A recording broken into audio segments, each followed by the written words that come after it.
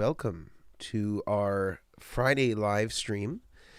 And certainly appreciate all of you being here. We're going to get a chance to talk about our buffer interfaces and buffer modules, as well as being able to answer any particular and specific questions that you have about how you might go about buffering your rig, where the buffers need to go. And I've created some sort of mock-up diagrams so that we can actually get really specific if you have sort of, particular questions that could be, answered by way of one of our particular products, or even if it doesn't involve any of our products in regard to the buffers, I can suggest other ways to do it. Of course, you don't need to buy our buffers. We even have a DIY version of how to create a high-quality buffer, which we don't manufacture, but we have found another manufacturer of a kind of a buffer kit. And they're very high quality and they sound really great. And we've showed people how to make that with, all of their own resources, and they provide a bill of materials and all that. So I don't know that I can make it any more democratic. If you object to the pricing or the features or whatever it is that are included in our buffers, we have other ways that you can do it. And certainly all of them are great and viable. So let's do a quick unboxing. I actually have two of my buffer interfaces. Or one of them is the module based, and the other one is the standalone. And they're exactly the same buffer. There's no difference between them. The only difference is the enclosure that they are mounted in. So this one's the module version. Nice product box, black, has some nice kind of embossing here, and has a custom cut foam, nice poly bag. And it doesn't include a manual card because all of the information on the manual is included through the QR code, which is included on every version of the buffer interface and buffer module. So you can just scan that code. It exists on this version and on the other version. It'll take you to wiring diagrams and the manual so that you can immediately be relocated to that particular place.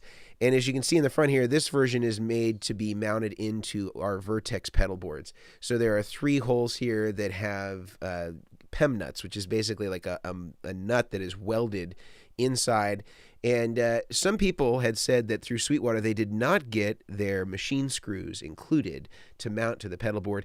If that describes you, do email us or Sweetwater. We did provide spares so that if somebody lost their hardware or in assembly something got misplaced, we did provide all of our dealers with spare screws. Or you can email us and we will send you screws, or we can give you the dimensions of the screws if you wanted to pick something up just to mount in the meantime until you got the matching screws. So this is the module version, and again, the features of it are exactly the same. We'll get into that in more detail.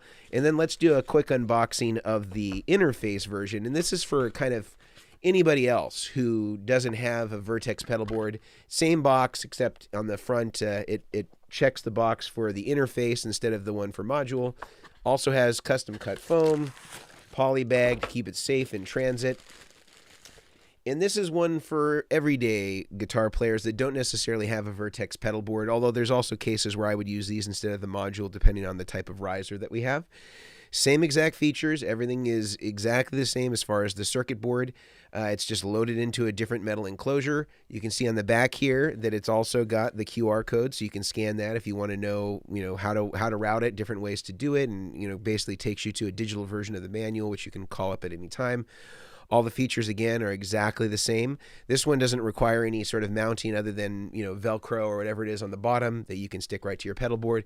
And one thing I should also mention is these are all laser etched. And the reason why we did laser etching as opposed to silk screening, which is what we would normally be doing, is that some people will place pedals on top of their buffer interfaces. That's not an uncommon thing. You might put a tuner up there or something else. And this way, when you take off the Velcro, it doesn't take all of the screen printing with it. So this is all laser etched, so it will never become deteriorated over time. So those are both versions. For all of the diagramming that we're going to do today, we're just going to stick with this because I think it's a little bit more generic, because anybody could use this. You don't necessarily have to have a Vertex pedal board, whereas with this version of it, even though it's the exact same circuit, you do have to have a Vertex pedal board in order to utilize it most effectively. I'm sure somebody might take this and mount it to a pedal board, but it's not going to be the best solution, because the way that it would be mounted would be pretty high and would be fairly unstable. So let's get into it. And if you have any questions, commentary, you want to put your signal path on the chat, we will be happy to get into it. And again, just to kind of show you here, I'll do like a real quick screen share. I have kind of just like these fictitious signal paths where I just kind of have the standard food groups of pedals, a few different types of amps that are representing different things, some impedance sensitive stuff, so that I can kind of in real time mock up, something that would be specific to your rig. So I've got a couple of different versions of kind of what I might be doing. They all look the same right now, obviously, but as you tell me your specific signal path, we can get into kind of showing some different ways to do it, kind of starting at the guitar and ending at the amp. And again, these are sort of generalized effects. These just represent kind of, again, the big food groups: reverb, delay, chorus, boost, overdrive, tuner, impedance sensitive, like a fuzz face. And so we can go through and mock some of that stuff up for you. And I'll also share the link in the description or in the chat with you at the end, so you'll have a tangible thing that you can then take back to your rig and start to implement. So if you have anything that you want to talk about in regard to that, we can do it. And again, it doesn't need to be specifically about my buffer or the way that you might use it. However, we are going to be using that as the exemplar today because of the number of things that it does. So I'm going to break for a second and just look at a few of the questions that have come in. I know that some people have already mentioned that they have maybe sent some information about it, or sent some information to me about their particular rig. I don't know that I've gotten them yet. But first one here is a buffer with boards that include HX Stomp or Quad Cortex plus a fuzz and a boost. All right, this is cool.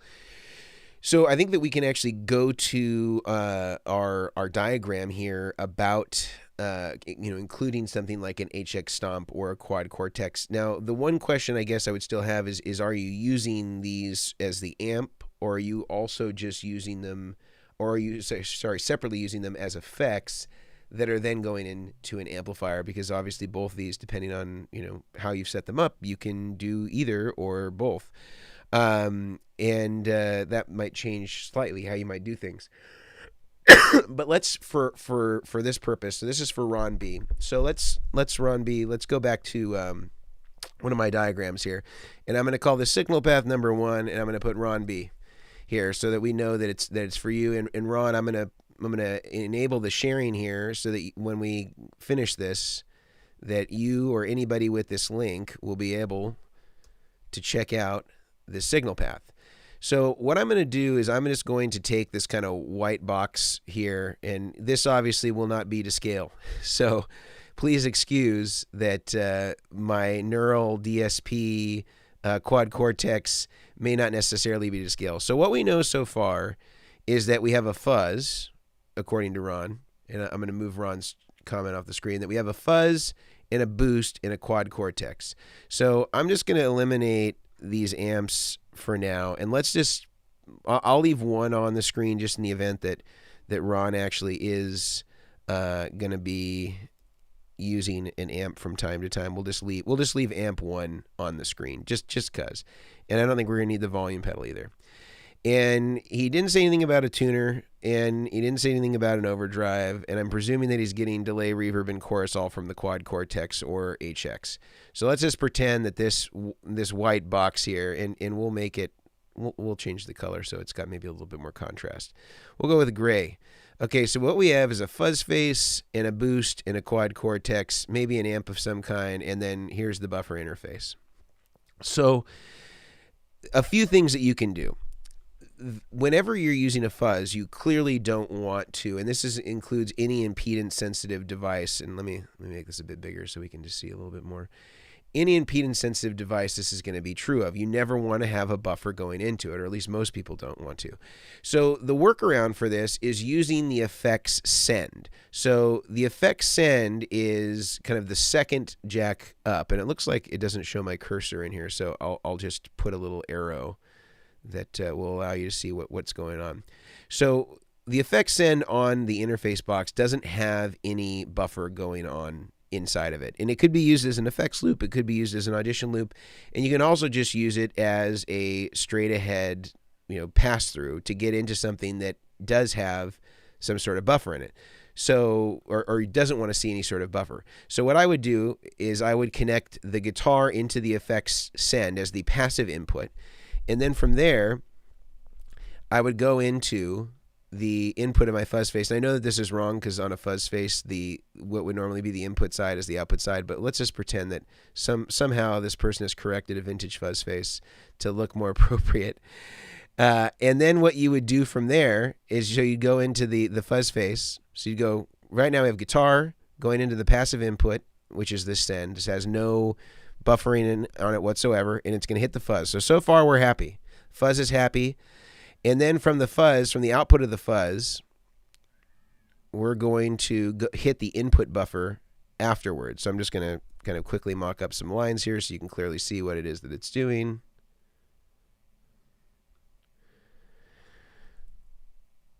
And probably a more advanced technical person could use some sort of software that could draw this stuff in real time, but we're using Google Drawings to make it happen.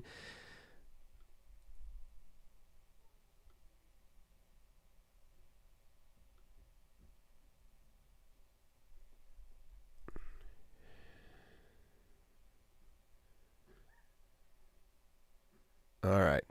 So a little bit of a forward-looking mock-up, but I think you kind of get the point of what we've got so far. So the guitar is coming in. It is hitting the send as your input to the interface. The send still passive, hitting your fuzz face, and then it's hitting the input buffer afterwards.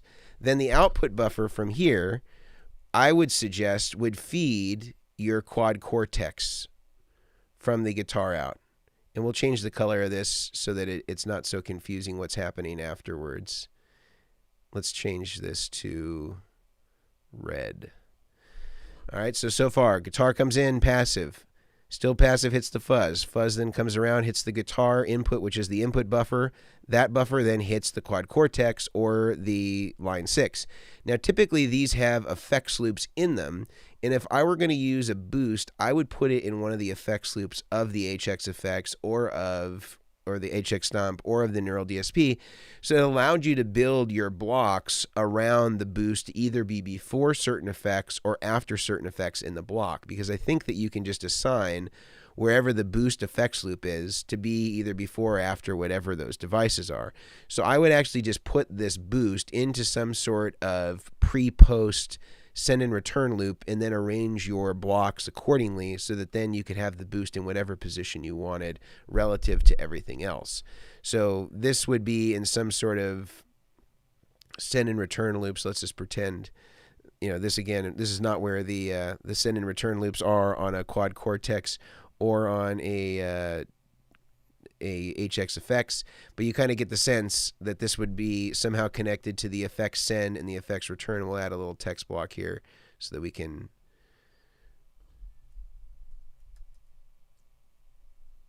we'll just abbreviate it as RTN for return,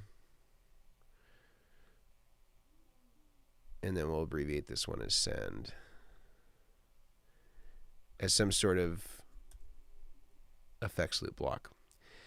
So far, we're only utilizing one of the input buffers. So we have a guitar coming in, still passive, hits the fuzz, out of the fuzz, into the input buffer out, hits your quad cortex or neural DSP.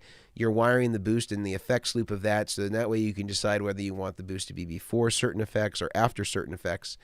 And then the output of your quad cortex, or your HX stomp, is then going to feed into the left outputs, the left, right, and left, or left in and right in, which are going to go to the amp left and amp right output. So you could go in stereo, you could go in mono, and then these have isolation transformers on the right output so that you can be totally isolated. You don't have any issues with ground.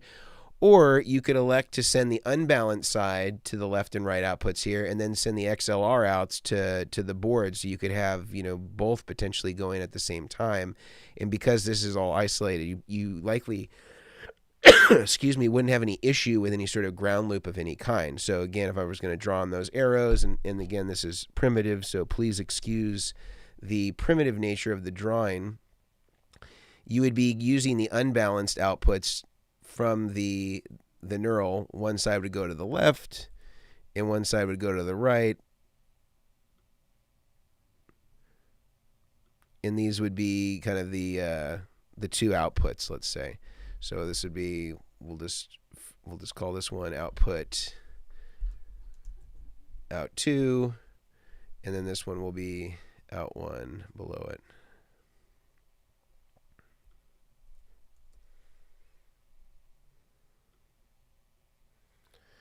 I'll move my red line a little bit further down so it makes a little bit more sense. And we'll call this one input so it makes a little more sense too.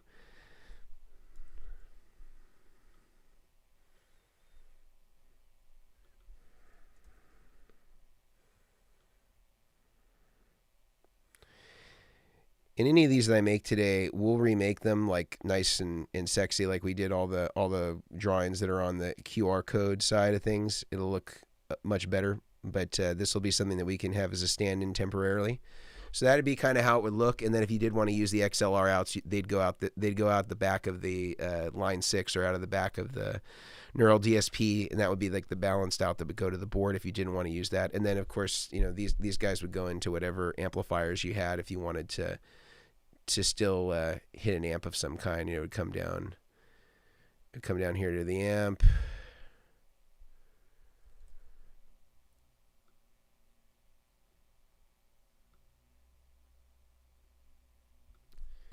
That would come back down to the amp, and if you had a second amp, obviously the right side would go to the second amp as well in stereo if you wanted to run both of them. So that would be kind of the rough way that I would do it. If you had a Neural DSP, you had a fuzz of some kind and a boost of some kind, that would be probably the most efficient way that I would recommend doing it.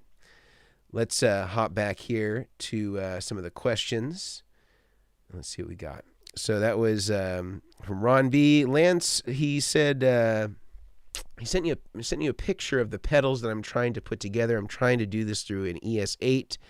Do I need any additional buffers? Let me know if you didn't get the picture. I didn't get the picture, but I'll tell you this about the ES8. It is not different than the standard Boss buffers that you might find in any ordinary Boss pedal. So is it better than no buffer? Probably. Is it the best buffer in the world? Absolutely not. What my instinct is with the Boss buffers in the switcher context is to bypass the input and the output buffer, and then to use your own buffers and augment the system with that. Now, if you have one of our rigs, you know, one of our Vertex pedal boards, you could use something like the Vertex Buffer Interface, and this mounts inside of the wall of the pedal board and takes up the minimal amount of space, you know, because this kind of mounts this way. You got your jacks coming in on this side, and it keeps it really compact. If you have another rig from another maker, a different type of pedal board, then you might want to use something like this, and this will take care of all the inputs and the output buffers and will provide you the isolation. Again, both these are the same buffer. It just depends on the style of pedal board that you have. The Boss doesn't have any sort of isolation. So if you run in stereo, you don't have any way to galvanically isolate output left from output right. Nothing that you can do unless you go and buy like a separate transformer isolation box, like a Lely P-Split, or Radial makes some stuff as well that you could use. But again, you're still having to buy external hardware in order to make everything right, even if you are sticking with the buffers that they have. So my recommendation is to bypass the buffers and to get something like what we recommend. Another good one that we've talked about a lot is the Mesa Boogie Highwire. That's just a dual buffer. Ours have 4 buffers in them. So we have a buffer on the input, which is right here, guitar input. That's the first buffer. And then we have 2 output buffers on left and right. And the right output is transformer isolated. We have a little polarity or phase switch on the side here. And then we also have a buffer on the effects return. In most people who are running effects loops, they may have a buffered send coming out of the amplifier if it's an active effects loop, but they don't have any way to get the long cable back to the amp. And so offering that effects return buffer is actually really critical in maintaining the purity of your effects loop. And what's going on, Paul and Dude Crush? I bought the new Vertex Buffer Interface and it works great, except there's a bunch of noise coming from the left amp buffer. The right amp buffer is totally quiet and works fine, so I use that instead. Well, if you do have a ground loop, you will be able to isolate the right output because it does have transformer isolation. So I wonder if maybe there could be an issue where there is a ground loop, and the reason why the right one is solving it is because it has that isolation transformer, and so it's breaking that ground galvanically. And if you have more questions about how to use it, I can get into the specifics of it, Dude Crush, if you want to put your signal path. We can try to go through some of the different ways to route it. Of course, it's always good to make sure that you've checked all your cables, make sure all that stuff is good, because again, because there are two separate outputs, if there is an issue, we can address it ASAP. And congrats on the release. Yeah, thank you.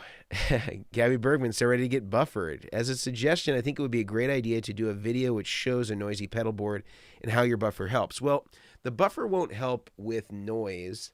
Pardon me, I'm still getting over a cold. The buffer will only help with noise if you have a ground loop that's related to, running multiple amps together, and then it's going to break the ground on one of those two amps.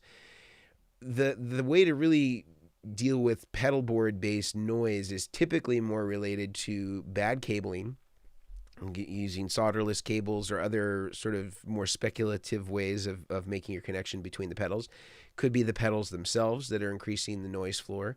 This could be a result of a lot of buffers or poor quality buffers, which most pedals do have if they have buffers in them. And it could also be related to the power supply. And if there's a noisy pedal board and you just insert a buffer, it's not a cure-all for the noise. It'll only, or at least in ours with the stereo outputs, the only thing that it will affect is the ability to be able to break the ground on one of your two amplifiers, which is just a requisite thing that you should be doing if you're running a multi-amp setup. As far as lowering the noise, it's not something that it will do. Usually if you have a noisy rig, it's related to something else that is separate from the buffer itself. The buffer will help address any of the impedance-related issues as far as tone suck and things like that, but it won't make a noisy rig not noisy. Could you recommend a signal path when using a Yamaha THR practice amp for wet, dry, wet? Does that make sense? Well, so I'll show you a diagram here of how you could run a wet, dry, wet amp, and we can use your Yamaha as a stand-in for whatever's here. So if you take a look at this diagram, and I'm just using sort of, again, generalized pedals here.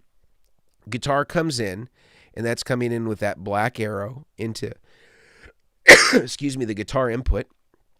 And then out of the guitar, that's the input buffer, you have the tuner, you have the ultraphonics, you have the boost, you have the chorus, and then that is going to go, and I'm presuming here that the chorus is run in front of the amp just because most people's chorus won't be able to take line level. So I'm running in front of the amp for this purpose. Then out of the chorus, you can see it comes up, it comes over, and it goes into the input left, out of amp left, and goes into the dry amp. So that's the bottom middle amp, dry amp in red. Then you would take a line out of some kind of your line out box. Now, I don't know if the Yamaha has the ability to do this or has a line out built in. You would take the line out box that's just coming out in green here, the green arrow, and that's coming into the effects send. This is an input, right? It's passive input. Then that's going to feed your time-based effects, your delay, in stereo to reverb, and then out stereo of the reverb, one channel in the light blue here is going to go out of the return, which is buffered. That's going to go into the return of one of your other amps, which is the left amp, let's say. And the return is just making sure that it's hitting the power amp section only, not the preamp section. Usually with the wet, dry, wet, you want to just hit the power amp and speaker of the wet left and right. And then the other channel from the reverb coming out in kind of a purple color is going to go out of the amp right, which has an isolation transformer. And then that's going to feed the wet right input. So this is how you would do a wet, dry, wet rig. And in your case, you would just be substituting the Yamaha, I suppose, as the dry. One other way that you could do it, avoiding needing to use the amp on the wet left and the wet right, again, just a glorified power amp and speaker cabinet at that point, is you could use something like our recommended digital simulation, which is the GFI Stereo Cab Zeus, which I use regularly and is a really great solution, so that you only need to come up with a dry amp, and then you can do the speaker cabinet and power amp simulation of the wet left and right by way of the Cab Zeus. And it's really pretty great at doing that. And I've had some really great results getting some great tones doing it in that particular way. So that's how I would do it if I were you. All right, let's take a look here. Mark is asking, do you have a diagram or process to easily change from wet, dry, wet to mono in the event that I'm playing a gig where I can I can't do wet, dry, wet, or stereo. So let's go back to this wet, dry, wet rig here, and we'll take a look at it. So Mark's essentially asking what you would do if you wanted to go from something really complicated like this and just go back to a basic stereo setup from here. So my suggestion would be that you're going to have to do a few things. So firstly, you're going to have to just get it back to mono. So you're not going to have any need anymore to use the effects send or the effects return, or at least the effects send for this.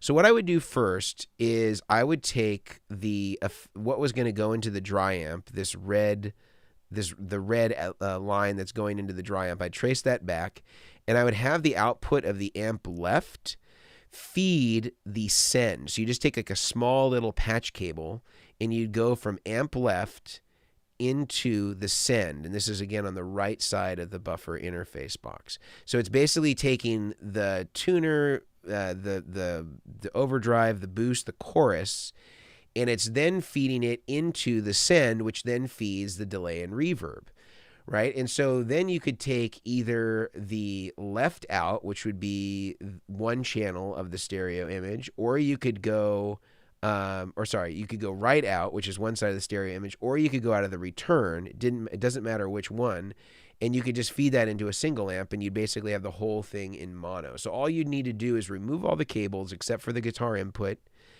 and the amp right output. You could leave that plugged in, and then you would just bridge amp left to send with just a short patch cable. So if I were showing you back here on let's see, on this, if this were my box that's on my pedal board, right, I'd have the guitar would be coming in to guitar. So guitar would come right in here, right? It would go off to your pedals. And then I would be taking amp left, I'd be plugging in there, and then I would plug into send. So amp left in send would bridge basically all of the wet effects and the dry effects together in series, so they're in the same order that they would be in if you ran them in a serial pedal board. And then you could either use return as the output to the amp, and that would be one channel of the stereo image output, or you could go amp right out to that amp, and it would, again, still put all those effects in front. Now, I don't recommend summing, and we have a whole video that describes why summing is a huge problem and why I didn't include summing in this box is precisely for the reasons that are described in that video. But to briefly overview it, there is no solution that is perfect as it relates to summing. What's going on here, Zeke? My dog wanted to be covered up with a blanket. I suppose he's a little cold. There's no perfect solution as it comes to summing, because we're considering, or when people think that they're getting a great solution with a sum, they're presuming that this box is designed in collaboration with the person that designed that pedal to somehow sum it externally to the device itself.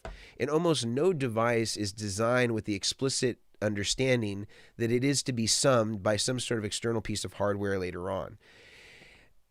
You don't see companies doing things, or very few companies do things, where they have a switch that allows you to switch it between stereo and mono for each individual output on the pedal, or input and output on the pedal, because I think the presumption is if you're wired in stereo, you're keeping it in stereo, and if you're wired in mono, you're keeping it in mono. A lot of times the stereo mixes are not 50-50 left and right, and they do this in order to create dimension, and sometimes also the polarity is inverted, or the phase is inverted on one side.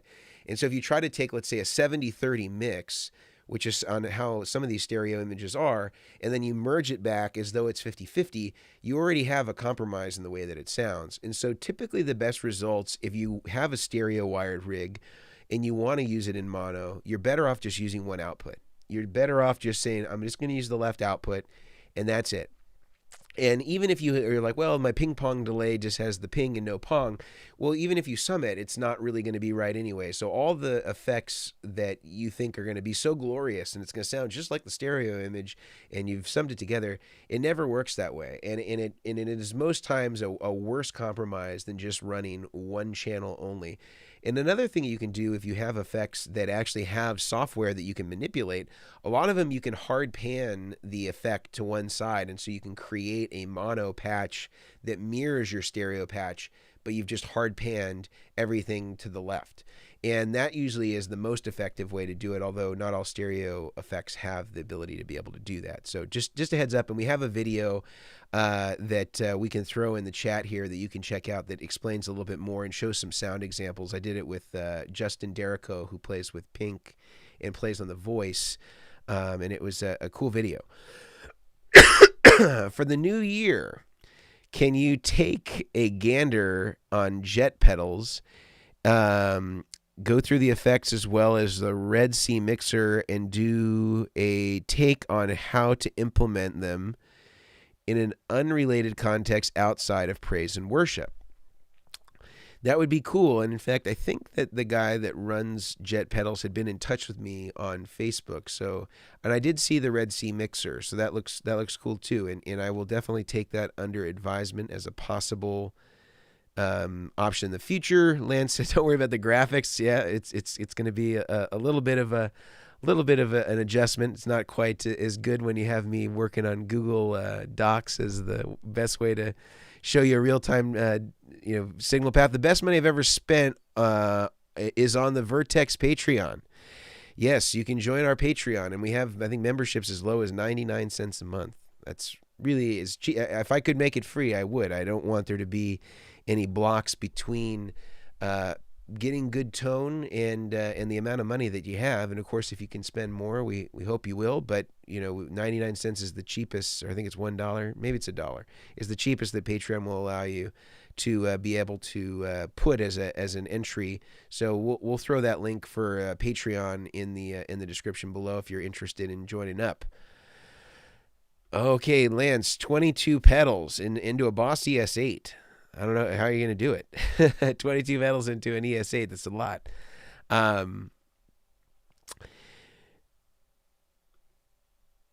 Yeah, so it's a temple board. Yeah, definitely. I think that you'll really dig this. I think it'll work really well for you.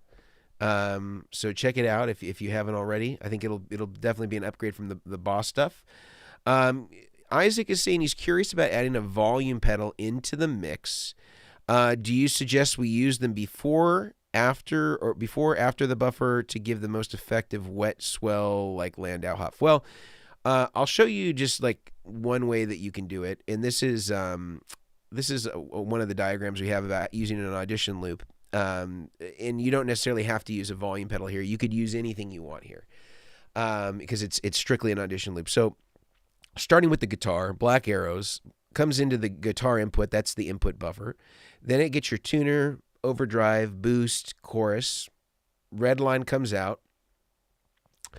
And it feeds over to this audition loop, which is a send and return. Now, this could be used as an effects loop if you have an amplifier with an effects loop.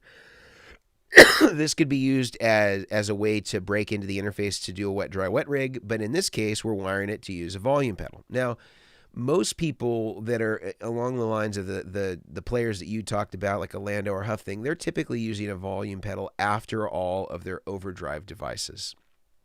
Now, I would say that usually chorus, because it is technically is using delay chips, I tend to like them after a volume pedal, but you could use them before a volume pedal if you were trying to be as maybe consistent as possible around kind of having time-based stuff coming after any sort of volume. Although some people I notice like to do it because the choruses can often be noisy, and this can be a good way to kind of reduce volume on a noisier pedal before putting it before the volume pedal, so it completely shuts it out when you go to the heel position.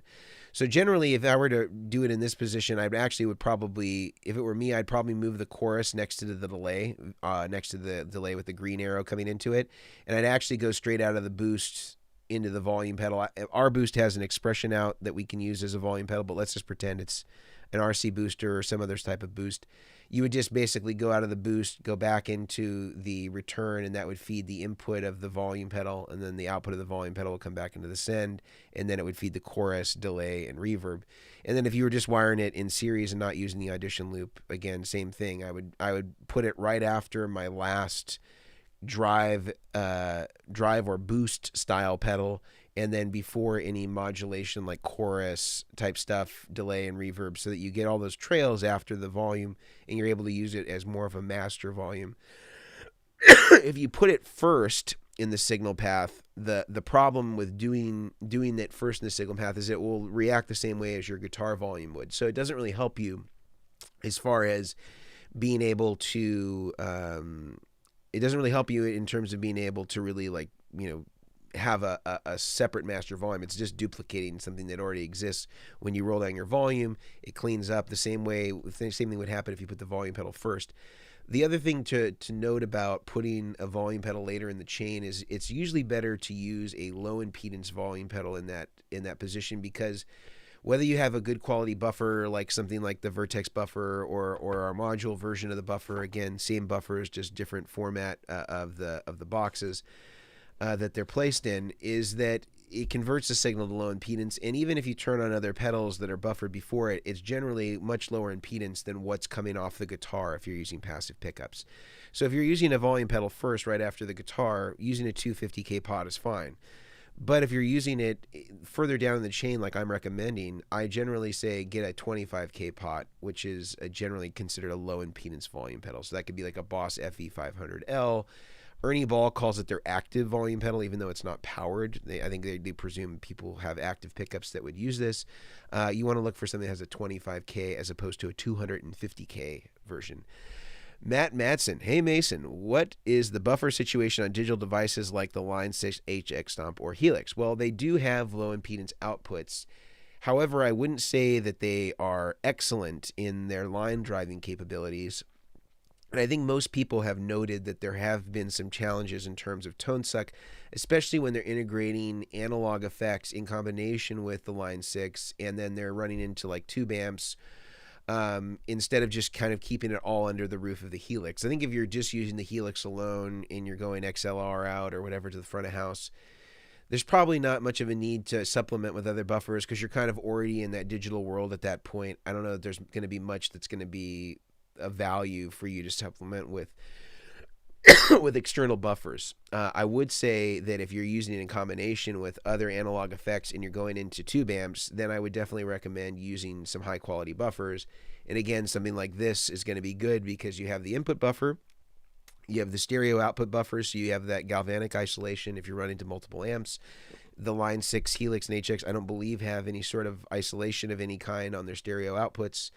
So this is a good way to sort of augment what's going on there, make sure that your two amps are in the proper polarity or phase with each other, and make sure that you have that, total galvanic isolation between the two amps so you don't have any sort of ground loop situation. I would definitely say if you're using pedals and you're using the amps to go or to be fed by that effect, I would definitely recommend using external buffers. Lance says, thank you for saying that because that's exactly what I believed. I believe the buffer was only to make the input amperage or voltage exactly right.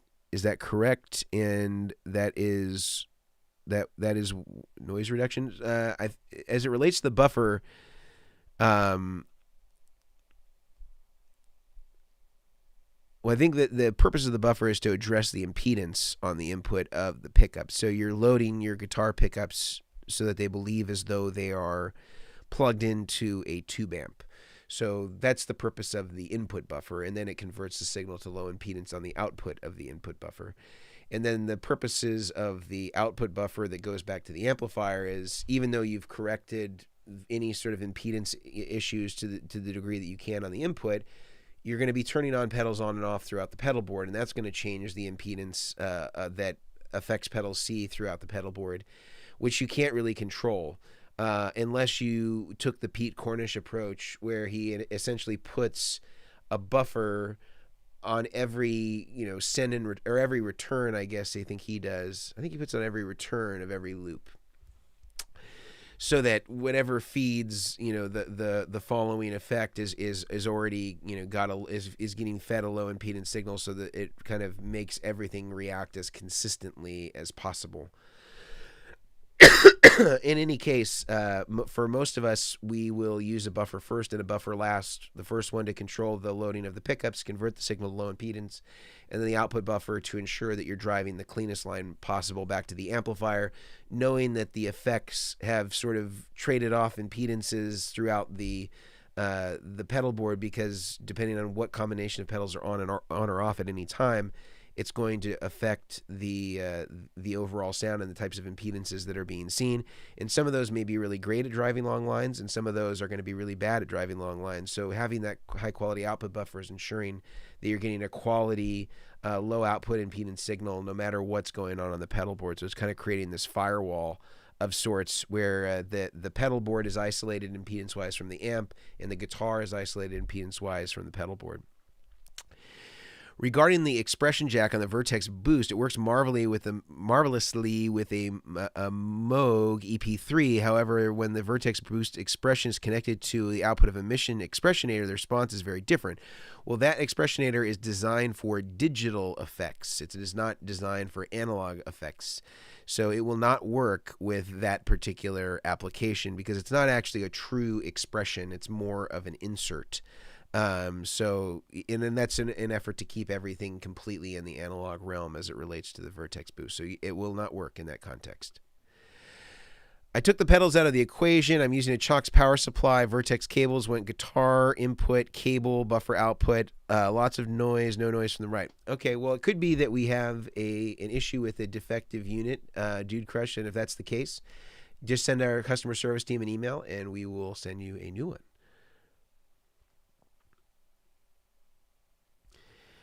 Aloha Mason, Sensei, I dig your style. Maybe that's the question for the stream. On another podcast, you mentioned a mod to your Digitech RV7 that you'd share. Okay, so let's see. I actually might have it out here. Mod to the RV7. So the mod is basically just making it kill dry. And let's see if I can just throw it up here. Here it is. So let me move this off the screen. Hopefully you're able to see this. And you can see that there's like a little box over here. And that's kind of like in it with the red square. And this is where you are just going to cut a trace in order to remove the dry from the signal path. So you can just use this, and I think it'll tell you what it's next to. I actually can't really see it too well. I'm gonna open up separately for myself so I can look at it. All right, so it's right next to. I was trying to look at what the part number is. I feel like there were some other instructions that went along with this.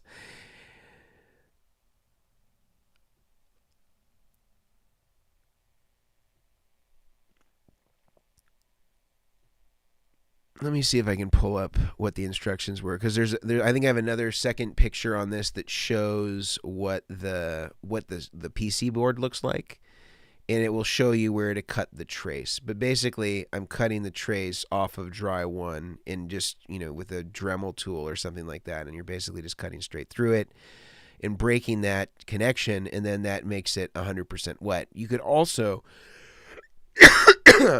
pardon me, put this on a switch so that you had the ability to be able to switch it between 100% wet or revert it back to stock.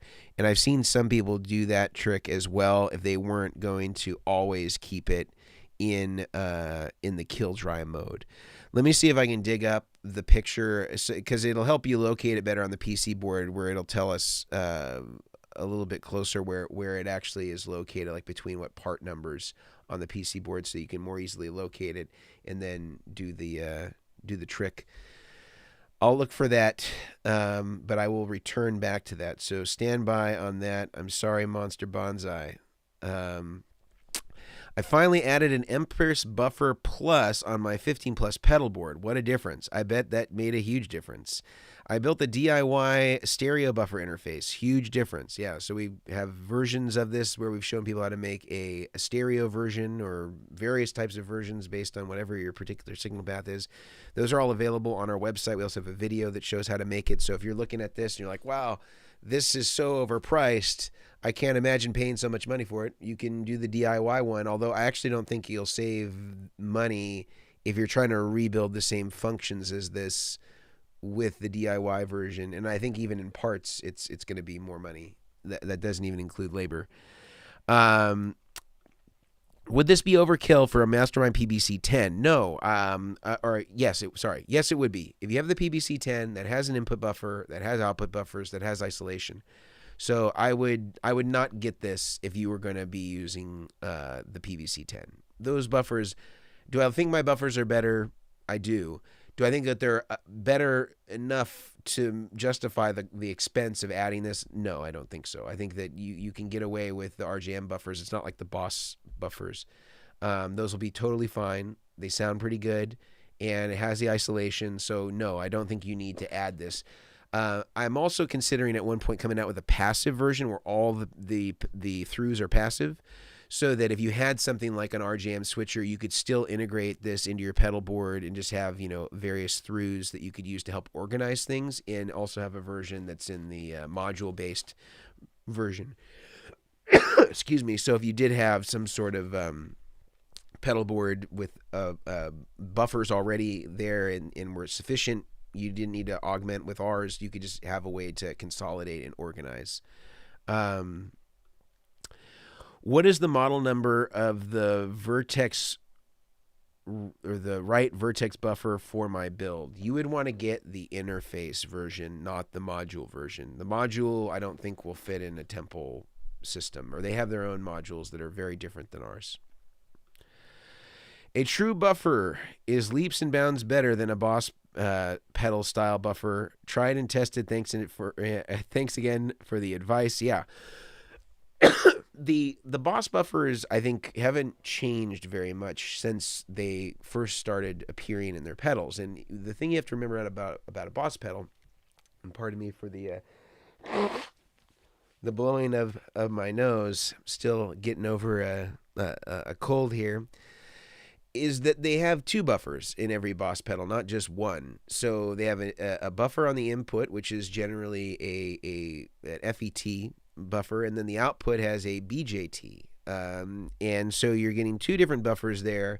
Every one is going to add more of a noise floor. And actually, Brian Wampler did a really cool video where he showed the consequence of using multiple Boss buffers in series versus just using true bypass pedals in series.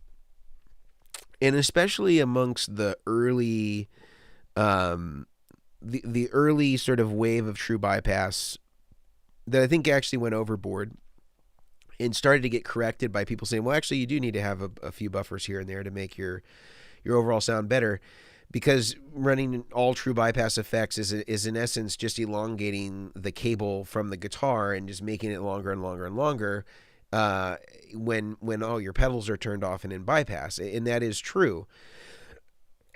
The challenge is it actually worse than the consequence of running a bunch of Boss pedals in the same format? And he basically proved that for every Boss pedal that you added, you were losing roughly a half dB in output, and the noise floor was raising. And I don't remember what the amount was, but it was a fairly considerable amount. So by the time you had 10 pedals in series, the buffered Boss pedals, 10 in series, had lowered the overall volume pretty substantially, a few dB, and the noise floor had raised several dB, whereas in the case of the true bypass pedals, there was some roll-off, but there wasn't any noise floor change, and there certainly wasn't a huge drop in output. And so it's a cool video that he does, and he kind of shows us, and it's not the most, it's not a perfect solution or in the way that he demonstrates it, but it is, I think it is worthy of your time to sort of look at the effects, because it is, overall, I think the findings are valid. And I think that it's a good way to visualize what the inherent problems are in using poor quality buffers and using a bunch of them in a row. And that it's not better than a bunch of true bypass pedals in a row, despite what the buffer apologists may say. I have an MXR Univibe. Should that be in my effects loop or in front of my amp after my drives? Well, I would say if you're thinking about classic applications like Jimi Hendrix, he had no effects loop, so he was using those Univibes straight into a Marshall amplifier. So I would say my instinct, if you want to go with the vintage sound of a Univibe, that's an in front of the amp effect. I'd say it's a before distortion even effect, closer to the guitar. Alan says he just got the Jet Red C this morning. They don't have a manual up on their website yet. I'm building an interface box. Very cool. And you're welcome, Matt. Alan, I'm planning on a wet, dry, wet system that I can use either 3 amps or cab sims indirectly into front of house. That's cool. And if you use the GFI, it's got a through on every one of the outputs that would go XLR, so you can use those throughs to send it to an actual amplifier, or if you don't use the through, then that will send it to out XLR to the front of house. So that's a cool way to do it if you're not using that already. Producer Man says, I'm going to have a TC Polytune 3 with a buffer coming out, and then coming out I have a MXR M3000 reverb set to trails. Is that sufficient buffering? Also, how is the line 6, M9 in terms of tone suckage wise? So, Polytune 3 is pretty good. It has a quality spec. I think it's a 1 meg input, 100 ohm output. That's a good spec for a buffer. The MXR, I think, also has a 1 meg input and 100 ohm output. I do know that it gets noisy when you leave on the trails mode, or noisier than it is in bypass mode. That sometimes just happens with certain digital effects, and it just can't be mitigated. If that noise doesn't bother you, then I'd say for a mono system that would, be satisfactory. Is it going to be as good as something like this? Probably not. But is it worth it to you to spend $250 on something that you've fairly mitigated, I'd say, decently well with effects you already have? That's a question for you whether it's worth it. I would say that this seems somewhat acceptable if you can deal with the noise floor increase of the trails mode of the MXR reverb. As far as the M9, it does have some, and that's just kind of part of the deal. When I use them, I generally try to put them in some sort of true bypass loop, or in a switcher to try to mitigate some of that tone suckage, because it is present. There is some, but I do think it still sounds pretty good overall in spite of some of the tone suck. It's not perfect by today's standards, especially, but yeah, I don't think there's really no way around it. They just have some inherent known problems, and people just kind of deal with them. And thanks, Matt, for the super chat. And thank you, CJ. So Steve says, I have a Octavio, a fuzz face, a dime bag wah, Empress buffer, phase 95, SD1, Timmy Tumnus, EVH overdrive, and the Smart Gate. Then in the loop, I have an MXR Chorus Univibe Flanger Carbon Copy Mr. Black Mini Reverberator Machine. And so you're asking in this case how you might consider wiring these up. Well, I would say, depending on what the amplifier is, I might rearrange this a bit. So I think for the first part, I think you need if you're using something like our buffer interface, and I'm just going to use this for the example here. You would come in with the guitar into the passive input, and again, if you have your own buffers or whatever, you would not have any buffer basically present until you hit your fuzz, right? Fuzz on the input there. Output of the fuzz is going to hit the input of the guitar input of the buffer interface. That's going to feed all of your effects so that are following the fuzz. Now, also in this fuzz loop, because you have other impedance sensitive stuff, this is going to loop out a few pedals before it hits the input buffer. So it would basically be like passive in, fuzz face, Octavio. I don't know how sensitive the dime bag wah is. It may or may not be impedance sensitive. You can try it before the buffer or after the buffer to see how it reacts. I can't say for sure because I don't think I've played that wah in probably 10 years to really mess with. So I would try that first. Then I would hit your Empress buffer because you know that's what you're using instead of our buffer. So we'll let it slide for this one. And then I would go into your phaser. I would go into I would actually go into the flanger at this point too, because phaser and flanger, at least in the Eddie Van Halen style, those are all in front of the amp effects. So I would use phaser and flanger before the SD1, the Timmy, the Tumnus, the EVH overdrive. I would then go into the front of the amp, and then from the effects send, I would then use the smart gate. Because that way you're not only gating out any of the noise that's created from Octavio Fuzzface, Timmy, Tumnus, EVH overdrive, you're also gating out anything that is related to the preamp overdrive or distortion that's being created by the amp, assuming that this is maybe a channel switching amp that has an effects loop and has some ability to create overdrive and distortion inherently in the amplifier. I also would consider moving the Univibe early, like maybe either in some cases even before the fuzz is preferable for some people, but definitely after the fuzz could be a thing. You could even experiment with using the wah first. Potentially, there will be some sweep related issues potentially with the fuzz face and the Octavio. This is presuming that the dime bag wah is true bypass. I think that it is. But that was sort of a consequence that everybody had to deal with as it related to wahs back in the day, in that the sweep does become diminished. You could do something where you add in, a fuzz-friendly buffer, which is basically just changing the output impedance of the wah, so it's a little bit more compatible with the really high impedance stuff that is characteristic of those vintage fuzz faces and Octavias. And in the loop, I would pretty much just stick with like chorus, delay, and reverb. I wouldn't put the Univibe in there at all. I wouldn't put the flanger in there at all. And I would put the smart gate after the effects send. That would be my recommendation here for you, Steve. I would move that smart gate later on, so that it incorporates more of it gets rid of more of the noise making stuff. And yeah, you're welcome, Monster Bods. I'll look for it in a minute here, and if I don't find it right now, I'll post a comment in here, and I'll let you know where to find all the information, so I can tell you a little bit more easily. I think I have a picture of the PC board where it shows where it's cut, so you can really easily identify, like, oh yeah, it's between like R32 and C5 or whatever, and you can find it right there. What? Hey, Nico. We're still streaming, but I'll be done in about 5 minutes. We're about ready to shoot a video. All right.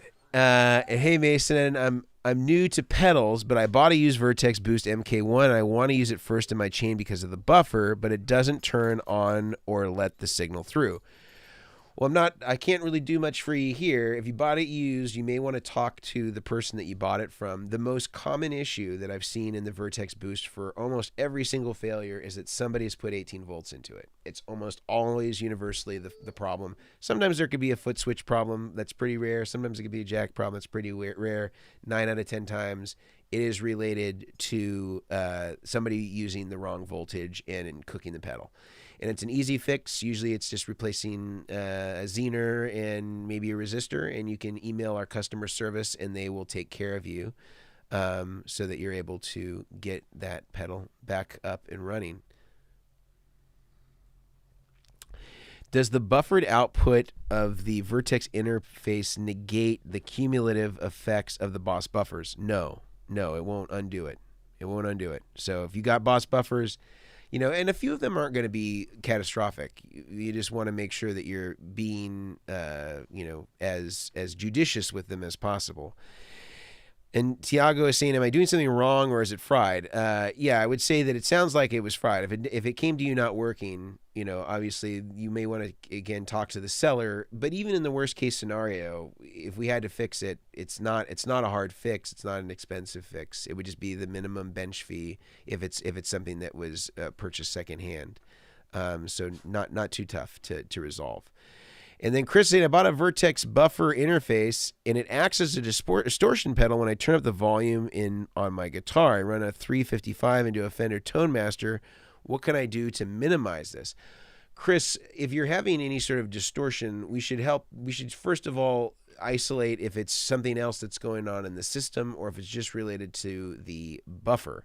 So what we should do first, and you can email us this and we can walk you through it troubleshooting wise, I would first just go guitar into the guitar input and then out of the output from the buffer interface and then run it into the amp. See what you got.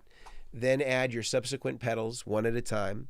And again, so add one pedal, go back into the amp with it. So you're just kind of extending the signal path one pedal at a time as you go into the front of the amplifier. And then you can go back into the output section, the output of the buffer interface, and kind of add that last piece. And we have a video on troubleshooting. We can also help you if you send us a video over at info@vertexeffects.com so that we're able to see exactly what you're dealing with, see your exact signal path, see how you're wiring everything together. And usually if you go incrementally, adding one pedal at a time and one cable at a time, it'll be easier for you to be able to isolate if this problem is related to something else. There shouldn't be any distortion coming out of the buffer interface itself. And you have a DSL40CR. Yeah, so this is it can be a higher gain amp if you want it to be. So I definitely want you to be putting the smart gate after the effects send is the best place to put it. Nico Case. CJ, you're a fine fellow. Really appreciate. Yes, you're very welcome. And Mark Till will do this as the last one for the stream today, and then we'll close it up because Nico and I got to start filming here. I have a Mesa California Tweed amp, pedals, Peterson, Mosaic, Keeley compressor, Big Muff, Soul Food, Seymour delay, and Strymon Flint, and a Boss looper. Wiring suggestions.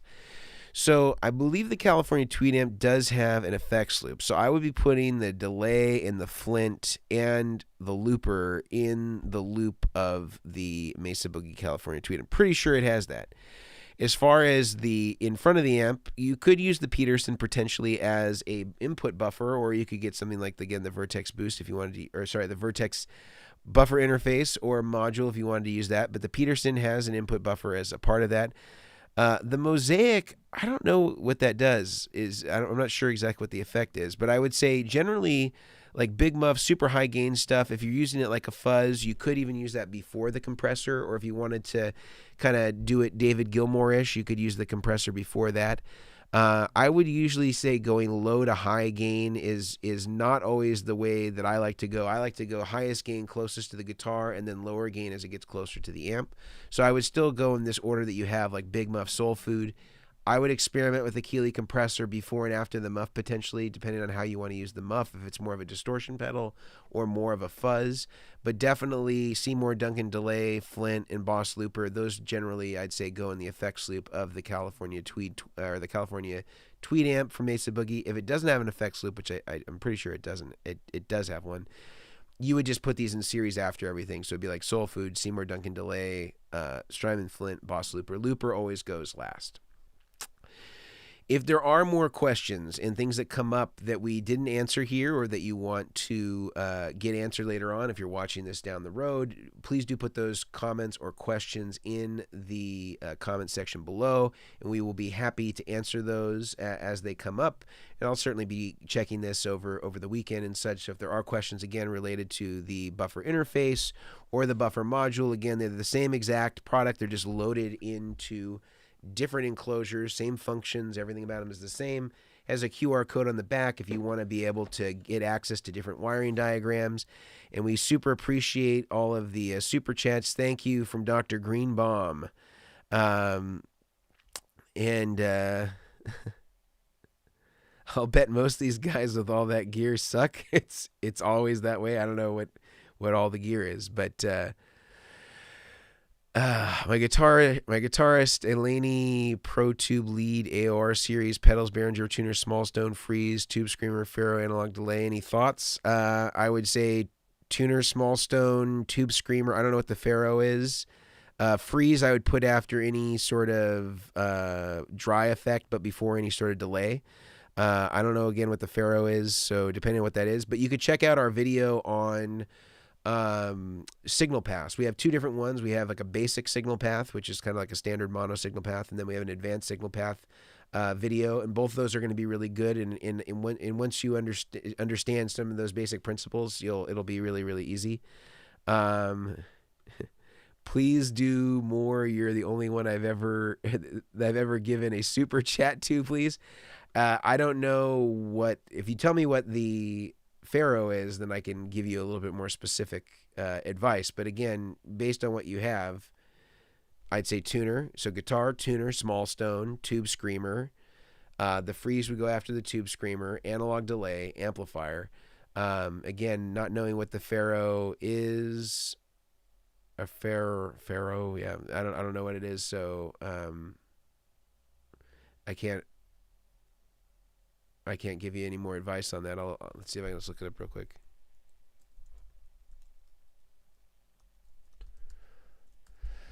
It's a fuzz. Okay, so I would go like this: guitar, fuzz. So Pharaoh, I'm presuming this is an impedance sensitive. Tuner, small stone, tube screamer, freeze, analog delay. There you go. Problem solved. Thank you all for being here. Again, check out the links in the description if you're interested in pre-ordering one of our buffer interfaces or buffer modules. If you have questions, you can put those in the chat. We also have plenty of links below about wiring diagrams and things of that nature. So all of it is here and available for you as a resource.